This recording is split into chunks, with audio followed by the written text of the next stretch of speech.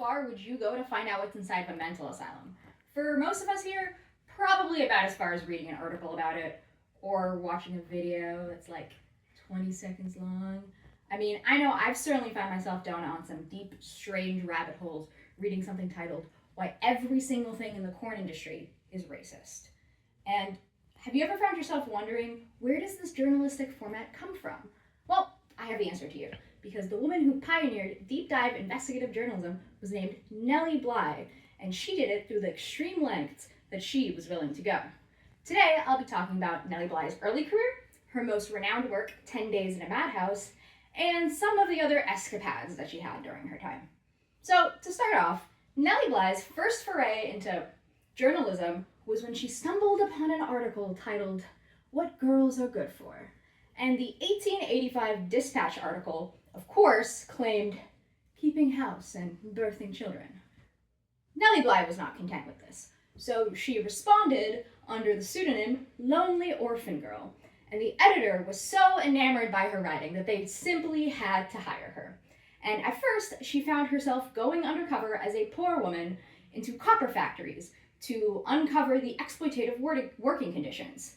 Factory owners were not very happy about this, so she was quickly relegated to the gardening and fashion section. And Nellie Bly was not happy with that either, nor was she happy with being deprived of being able to do theatrical disguises. So she found herself pursuing other endeavors, and now we will talk about her most renowned work, 10 Days in a Madhouse. She was hired by a news firm to find out the brutal realities of what goes on in mental asylums. And what better way to do this than feign lunacy and see for herself? So she got herself checked into a boarding house, and then, when she was there, she sleep-deprived herself until she looked every bit the gaunt madwoman and was picking fights with all of the other inhabitants until they got so scared of her, they called the police to institutionalize her. So there she was in a mental asylum, and the conditions that she found were unpleasant. There were nurses beating patients. There were people being tied together by rope and forced to endure ice baths. There was even some women who were there simply because they couldn't speak English. And after she took note and documented the rancid, bug-ridden food being fed to these people, she had to get out of there and share what she learned. But the nurses would not believe her. She could not convince them of her sanity, and it was at this point that she realized that much of the women who were there were similarly not crazy or insane. But good for her, she did have the backup of the news firm who came in and rescued her. And as harrowing as this experience was, a 2019 Washington Post article says that through publishing this and invoking public outrage, she was able to help reform the system of mental health that existed in America and the treatment of inmates. Now, let's talk about some of her other adventures, because this woman did a lot.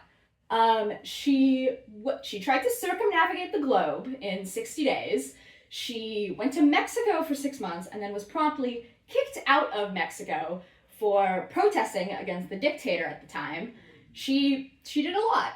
And a 2002 American Quarterly article said that Nellie Bly was the first of the stunt girls who were the basis of this form of investigative journalism that we know now, of going to explore an eyewitness account of what these places are actually like.